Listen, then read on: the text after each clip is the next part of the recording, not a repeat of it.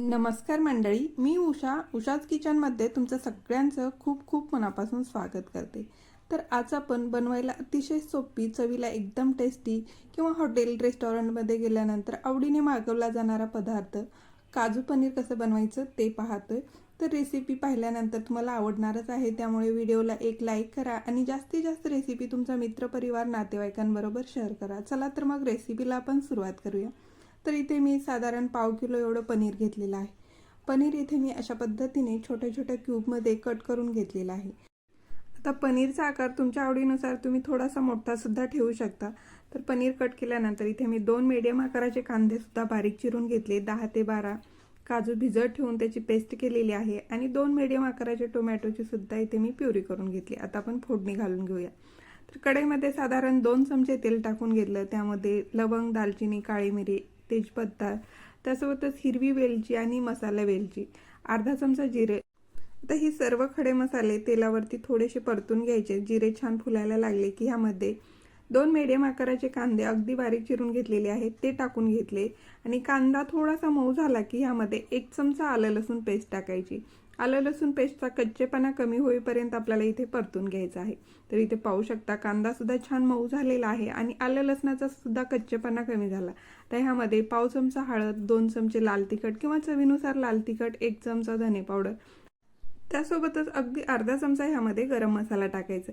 आता ही सर्व पावडर मसाले आपल्याला ह्या फोडणीबरोबर छान परतून घ्यायची 1 मिनिटभर। आता साधारण 1 मिनिटभर स्लो फ्लेमवरती इथे आपण सर्व मसाले परतून घेतली। ह्यामध्ये आता टोमॅटो प्युरी घालायची।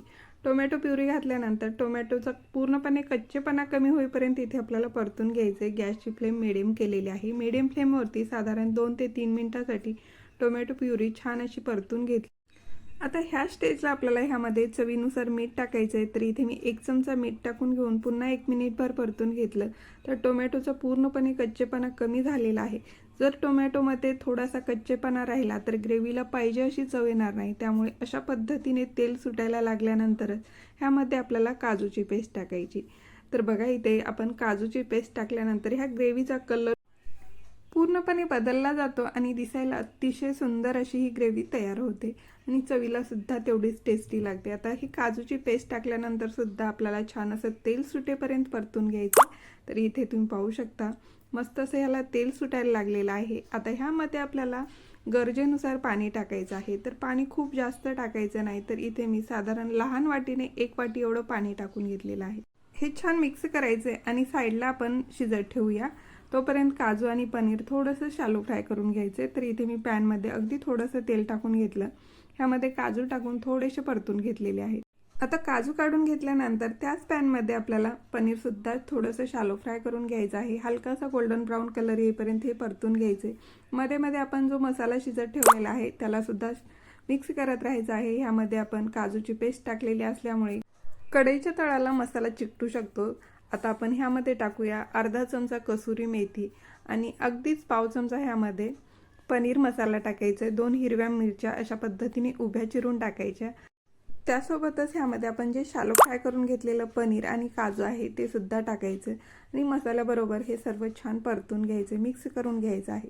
तर इथे पाहू शकता तुम्ही अशा पद्धतीने आपण हे छान मिक्स केल्यानंतर ह्याच्यावरती झाकण ठेवायचे। झाकण ठेवून स्लो फ्लेमवरती साधारण 3 ते 4 मिनिटांसाठी एक वाफ काढायची।